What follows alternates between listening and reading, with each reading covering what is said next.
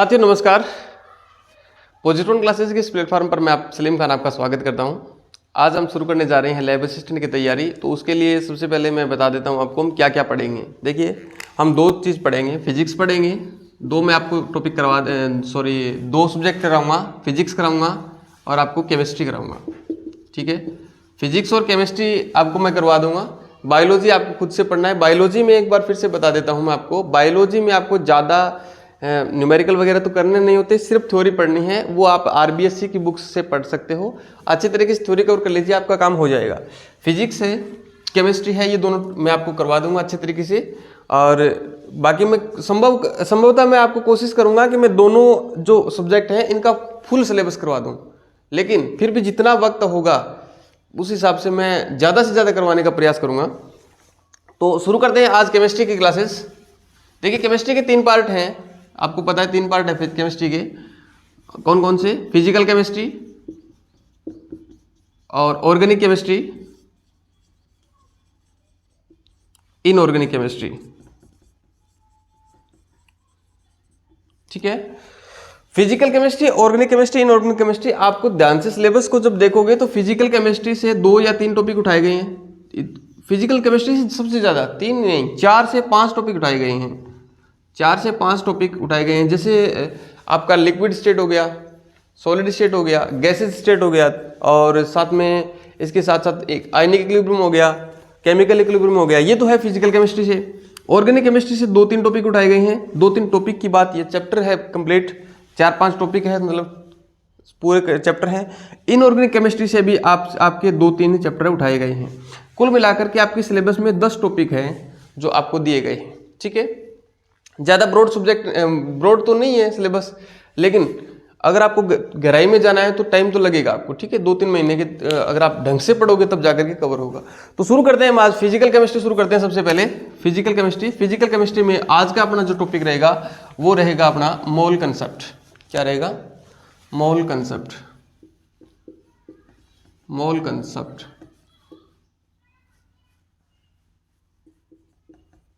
या मैं यूं कहूं मोल संकल्पना, अवधारणा, जो भी बोल सकते हो आप, मोल संकल्पना। सबसे पहले मोल शब्द जो आता है उसका मतलब क्या है? देखिए, एक मोल का मतलब क्या है? एक मोल का मतलब है भी कोई भी पदार्थ दे दिया आपको, अगर बोल दिया जाए कि 1 मोल पदार्थ है, तो इस 1 मोल का मतलब क्या है? उस पदार्थ के 6.022 गुणा 10 की पावर 23 अणु। जैसे फॉर एग्जाम्पल मैं आपको बता देता हूं कि 1 मोल आपके पास दिया गया है, 1 मोल O2 के अणु है। O2 के क्या है? अणु है। या 1 मोल O2 है, O2 गैस है। ठीक है, तो इसका मतलब क्या है? कितने अणु है उसके? 6.02322 गुणा 10 की पावर 23 अणु। इसको मैं अवोगाद्रो संख्या बोलते हैं, आपको पता ही होगा अवोगाद्रो संख्या। अगर मैं इसको लिखूं तो 0.22 गुणा 10 की पावर 23 को मैं हर बार Na ही लिखूंगा, आपको ध्यान में रखना है। ठीक है, कितना लिखूंगा? 1 मोल का मतलब Na लिख दूं, इसका मतलब ये है। ठीक है, और 1 मोल का मतलब STP पर, स्टैंडर्ड मानक ताप और दाब पर, स्टैंडर्ड टेम्परेचर और प्रेशर पर 1 मोल का मतलब है 22.4 लीटर गैस। 22.4 लीटर गैस, समझ रहे हो? जैसे मैंने आपको बोल दिया 1 मोल O2 है, तो इसका मतलब 6.022 गुणा 10 की पावर 23 अणु है। इसका मतलब 1 मोल O2 है, इसका मतलब स्टैंडर्ड टेम्परेचर और प्रेशर ये कितना होता है? देखिए, मानक ताप और दाब कितना होता है? 273 केल्विन और 1 ATM। ताप कितना? 273 केल्विन या 0 डिग्री सेंटीग्रेड, और प्रेशर कितना? 1 ATM। ठीक है, इस ताप पर 273 केल्विन और 1 ATM दाब के ऊपर O2 गैस का 22.4 लीटर अगर आयतन है, उसका मतलब गैस कितनी है? 1 मोल है। समझ रहे हो? 1 मोल का मतलब और क्या हो गया? तीसरा मतलब, 1 मोल का मतलब है एटॉमिक मास के बराबर, एटॉमिक मास के इक्वल क्या हो गया? ग्राम में द्रव्यमान, ग्राम में भार, ग्राम में भार। ये चीजें आपको अब अभी समझ में नहीं आ रही होगी, लेकिन मैं अभी आपको कुछ एक एग्जांपल कराऊंगा तो आपको समझ में आ जाएगा। जैसे कैसे? देखो, 1 मोल का मतलब, 1 मोल का आपको दे दिया, जैसे 1 मोल O2 है।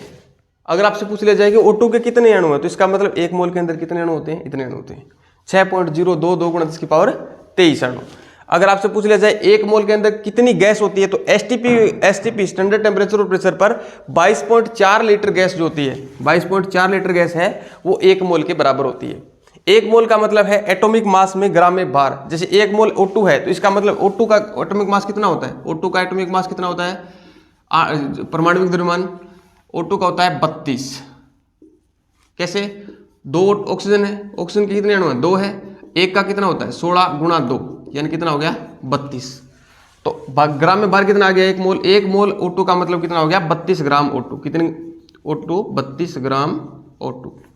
ठीक है, बाकी आप एग्जांपल करेंगे तो समझ में आ जाएगा आपको।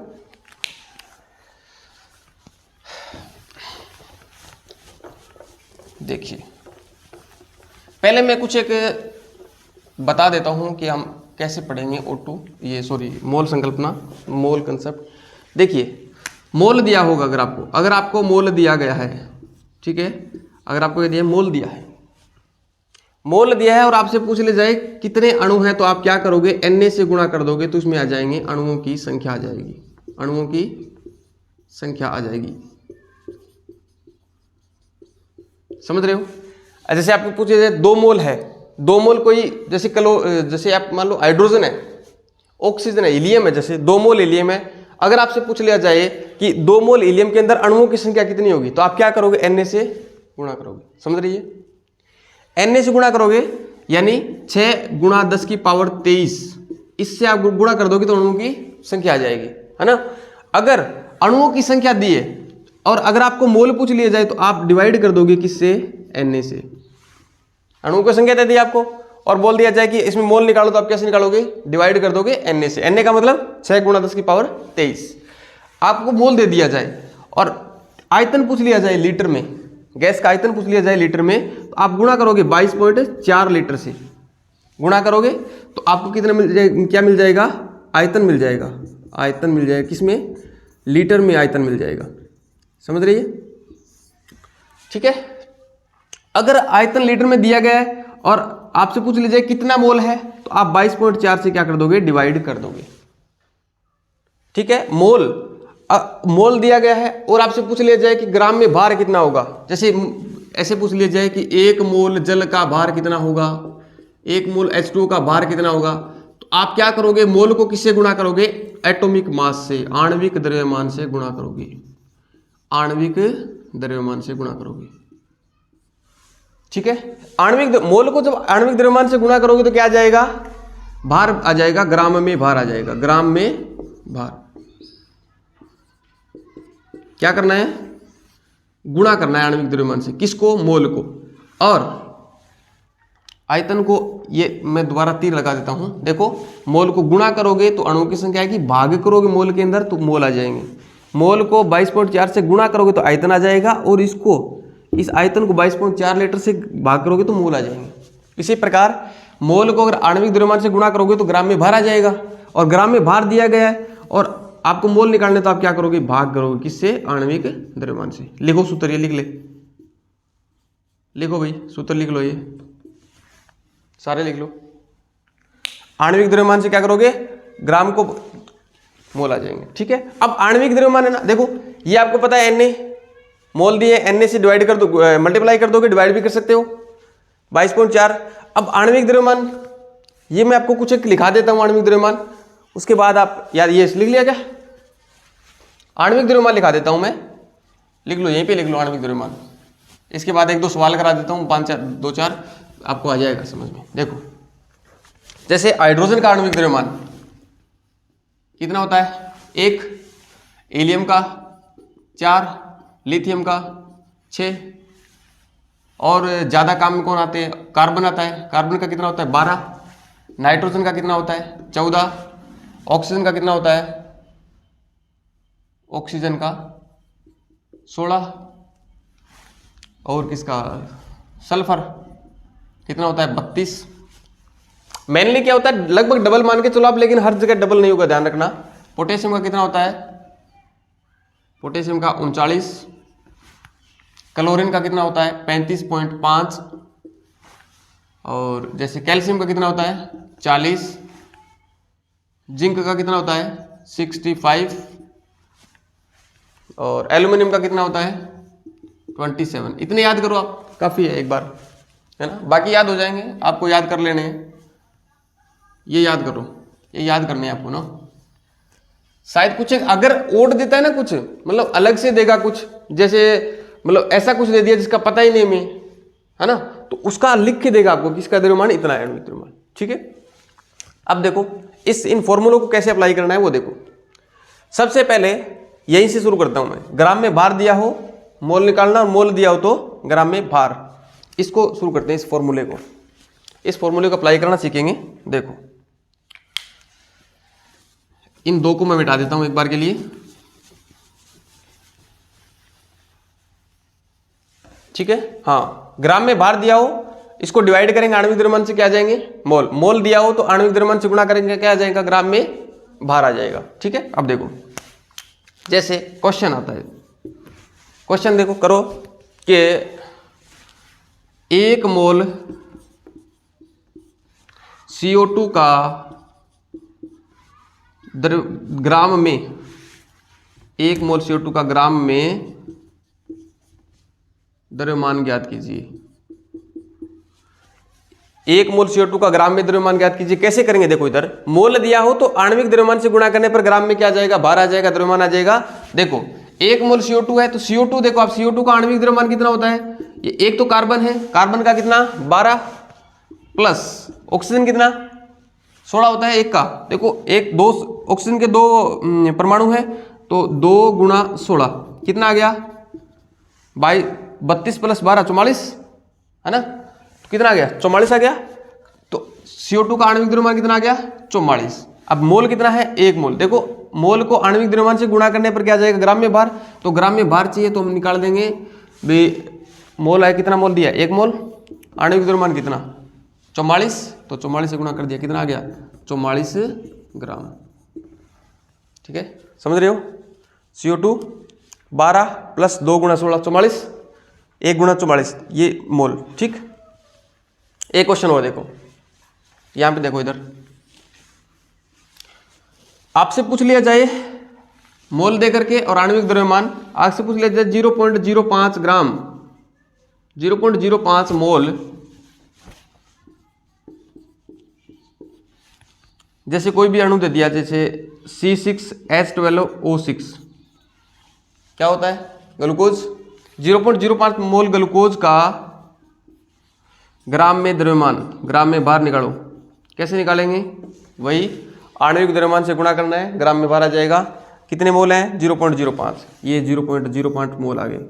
इसको गुणा किसे करना है C6H12O6 के आणविक द्रव्यमान से। कितना होता है इसका, देखो 6 गुणा 12, 6 गुणा 12, 12 6 की 72,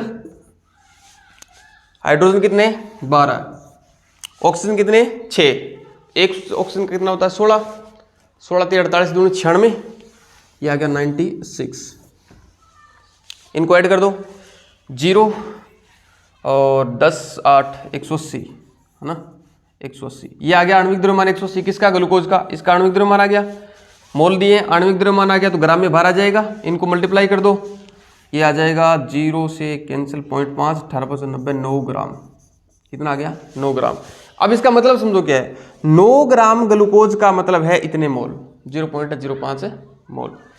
मोल दिए हो आणविक द्रव्यमान से गुणा करके ग्राम में भार निकाल लोगे। मोस्ट इंपोर्टेंट चीज है, बार बार पूछ जाएगी, पिछले साल भी 2 क्वेश्चन आए थे इस प्रकार के, है ना, आपको ध्यान में रखना है। मोल दिए हो आणविक द्रव्यमान से मल्टीप्लाई करने पर ग्राम में भार आ जाएगा। अब नीचे वाला सूत्र और काम में ले लेते हैं कि मोल ग्राम में भार दिया हो तो आणविक द्रव्यमान से डिवाइड करने पर मोल आ जाते हैं। वो कैसे आएंगे, देखो इधर वो कैसे आएंगे, इधर देखो, जैसे यहां पे ग्राम में भार दिया है, क्वेश्चन के थ्रू बता देता हूं, आपको आ जाएगा शायद। जैसे 72 ग्राम जल में कितने मोल होंगे, बताओ कैसे करेंगे। देखो ग्राम में भार दिया है, किससे डिवाइड करेंगे आणविक द्रव्यमान से। जल दिया है तो जल का मतलब क्या होता है H2O, हाइड्रोजन के कितने 2, भी 2 हाइड्रोजन है, एक का एक होता है, प्लस ऑक्सीजन कितना 16, कितना हो गया 16 और 2 18, आणविक द्रव्यमान कितना आ गया 18। 18 आणविक द्रव्यमान से डिवाइड करते हैं ग्राम में भार को, तब क्या आएगा, मोल की संख्या। तो देखो 72/18, 18 दूनी 36 चौके 4 मोल आ गए ना, 18 चौके 72 होते ना, 4 मोल आ गई। कर लोगे ना ऐसे, नहीं होगा, हो जाएगा ना, हाँ हो जाएगा। एक दो क्वेश्चन और देखो, करो, मैं 2-3 क्वेश्चन डाल के देता हूँ, फिर वो करो। इस फॉर्मूले की कोई आवश्यकता नहीं, याद करना पड़ेगा ये तो, और आवश्यकता ऊपर वाले की भी नहीं है। करो, क्वेश्चन डाल के देता हूं मैं। पहला क्वेश्चन इस प्रकार से है,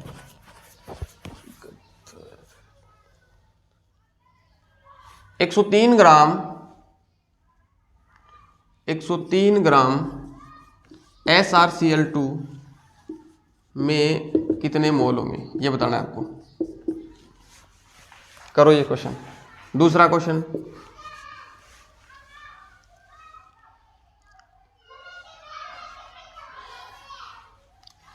(0.1 मोल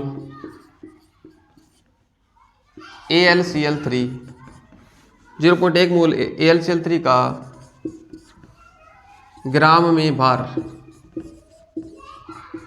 बताओ कितना होगा। 2 क्वेश्चन हो गए। तीसरा क्वेश्चन,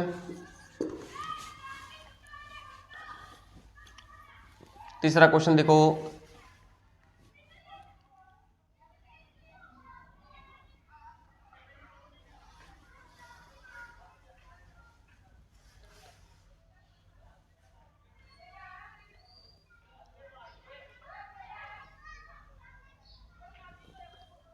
एक सौ उनचास ग्राम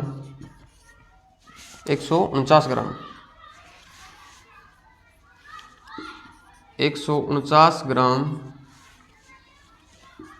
KCl में मोल्स की संख्या कितने मोल होंगे। करो ये भी क्वेश्चन करो। हुआ क्या? चौथा क्वेश्चन एक और डाल देता हूँ, उसके बाद आगे बात करेंगे। 0.12 ग्राम 0.12 मोल 0.12 मोल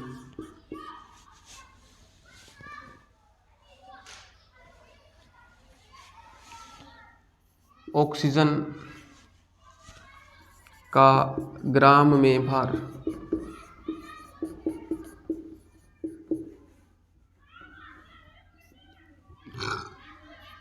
भार ज्ञात करो। हुआ क्या? एक दो तो होगा, एक ही नहीं हुआ, अरे एक भी नहीं हुआ। पहला करते हैं, देखो इधर देखो बोर्ड में, इधर देख ले। 103 ग्राम SrCl2 दिया है, कितने मोल है पूछा है। सबसे पहले देखो ग्राम में भार दिया हो तो SrCl2 का आणविक द्रव्यमान है वो उसके अंदर डिवाइड कर देंगे, मोल आ जाएंगे ना। देखो इधर SrCl2, अरे स्ट्रांसियम तो दिया ही नहीं मैंने आपको ना। चलो इधर देखो, इसको SrCl2 का आप कर लो इसको अरे इसमें तो SrCl2 है ना, इसको आप चेंज कर लो। फिर ऐसा करो, इसको 180 ग्राम कर लो जल, ये तो कर लो 180 ग्राम जल, ये कर लो, ये वाला। SrCl2 में स्ट्रांसियम का हमारे पास वो नहीं है, एटॉमिक मास नहीं, आणविक द्रव्यमान नहीं है, तो कैसे कर पाएंगे, है ना। 180 ग्राम जल कर लो H2 में, मोल की संख्या ये तो करो फटाफट।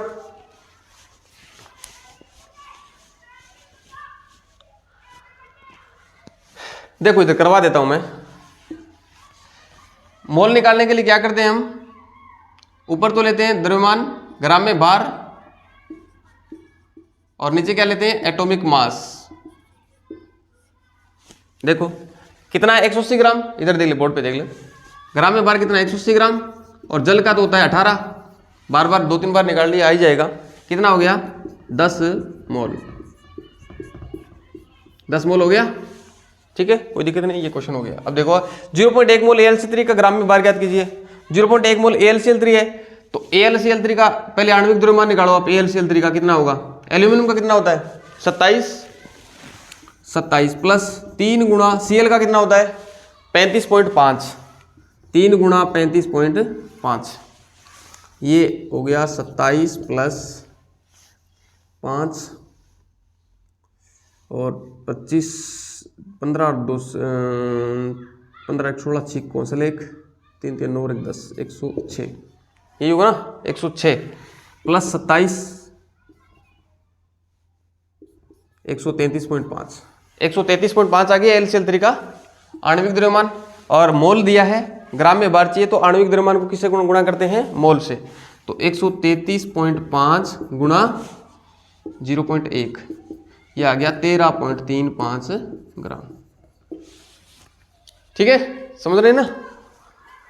अब 2 हो गए दोनों क्वेश्चन नीचे वाले 2 देखो नीचे वाले 2 करो। अरे कोई ज्यादा तो लंबी चौड़ी कहानी है ही नहीं। 149 ग्राम KCl में मोल देखो कितना निकालने मोल निकालने के लिए क्या करते हैं हम ग्राम में भार को किससे डिवाइड करते हैं एटॉमिक मास से एटॉमिक मास से ग्राम में भार कितना 149 एटॉमिक मास कितना KCl का K का कितना 39 प्लस Cl का कितना 35.5 ये होता है KCl का ये आ जाएगा उत्तर 149 डिवाइड बाई 70 ये आ जाएगा। और इसको अगर हम करें तो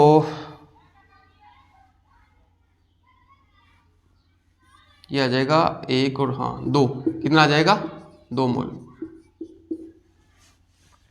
ठीक है ये हो जाएगा इस प्रकार 0.12 मोल O2 का ग्राम में भार ज्ञात कीजिए। अब बताओ O2 है ऑक्सीजन ऑक्सीजन का एक ऑक्सीजन परमाणु का होता है 16 O2 का कितना होगा 32 को आप किससे मल्टीप्लाई करोगे 0.12 से कितना आ जाएगा ग्राम में भार आ जाएगा।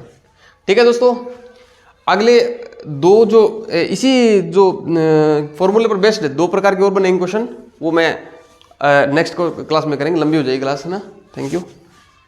अगर आपको क्लास पसंद आई है तो आप इस वीडियो को शेयर कर सकते हैं चैनल को सब्सक्राइब कर सकते हैं जबकि मैं नया वीडियो डालूं जब भी तो आपको सबसे पहले नोटिफिकेशन मिल जाए। ठीक है अगर आपका साथ रहेगा तो इस क्लासेस को इसी प्रकार कंटिन्यू रखेंगे आगे। और अगर आपको इस समझ में आई है तो आपको लाइक कीजिए क्लास को और अपने दोस्तों के साथ शेयर कीजिए। अगर समझ नहीं आ रही है तो आप कमेंट में बताइए कि क्या समझ में नहीं आया। ठीक है दोस्तों धन्यवाद।